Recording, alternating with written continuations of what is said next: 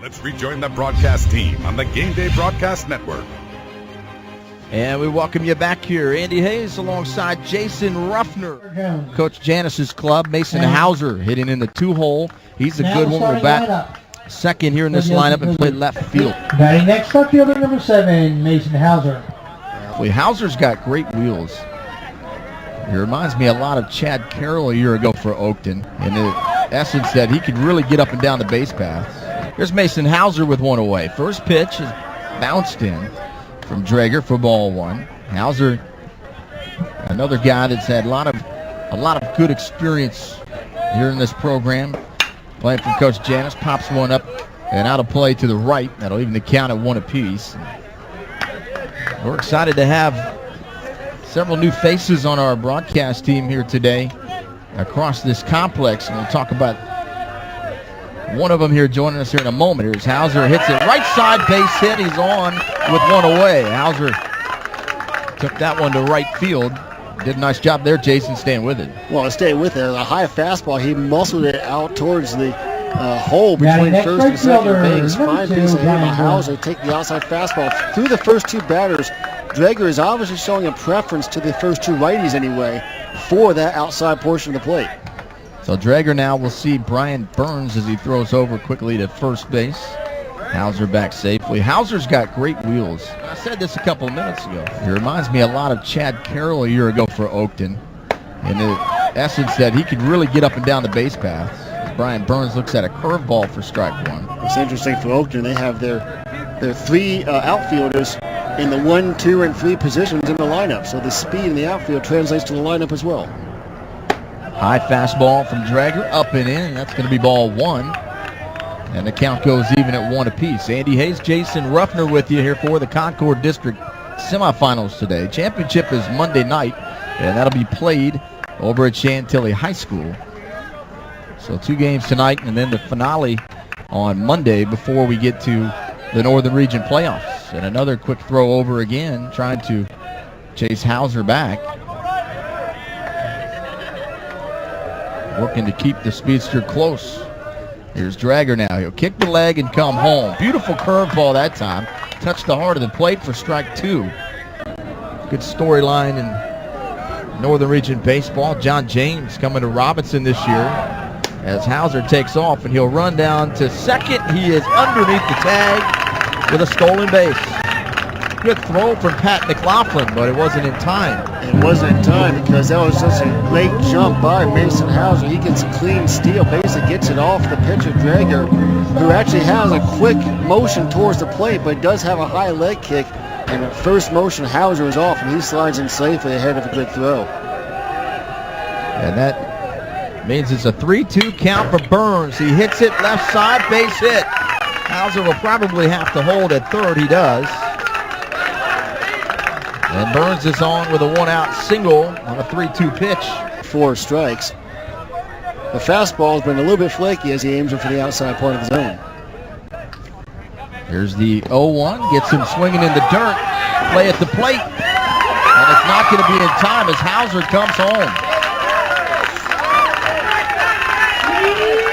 We'll have to see, Andy, if they call that a wild pitch or a pass ball. It was in the dirt. It got a swing and miss on the off-speed nature of the pitch. However, it was able to slip past the catcher, McLaughlin, allowing Hauser to scamper home with the first run of this ballgame. Here it is right here. This was the pitch. And it just got underneath the glove of McLaughlin. And even with the short backstop, Hauser did his job from third base to make sure he was in position to score there. It's a nice job of base running. And that is aggressive with 2 outs by Hauser. You got to go on first instinct. one thing about Oakton over the past couple of years, the top of their order can flat out get after it on the bases as Hauser has to jump out of a pitch there, and they call it a strike. Jason, watch this pitch here. No. That's one he'll want to have that one back. You allowed a few, and that's one of his few. 1-1 behind Hauser. And now another meeting on the mound coming here. And I think that might have been, I'm thinking that the one of the base umpires, the gentleman who called the balk, said, I believe he did not come fully set. Quick pitched him, and hence the balk. No pitch, remains a 2-1 count. So Dragger out of the stretch. 2-1 pitch count. Here's the fastball outside, and now it will go to 3-1 to Hauser. And again, not even close. Right now, Drager, he's out there on the mound. He's struggling. This is where the senior has to take a few deep breaths, find himself, and get that release point back and start throwing strikes right now. There's the pitch. And Hauser watches it for ball 4. So Mason Hauser with a walk. He'll trot down to first base. First two guys are aboard here for Oakton in the top of the 3rd. And Chuck Welch has decided to make a change. The top of the order for Oakton can flat roll on the base paths. I mean, they can go. Hauser can really run as well. He took off on first movement there. Throw.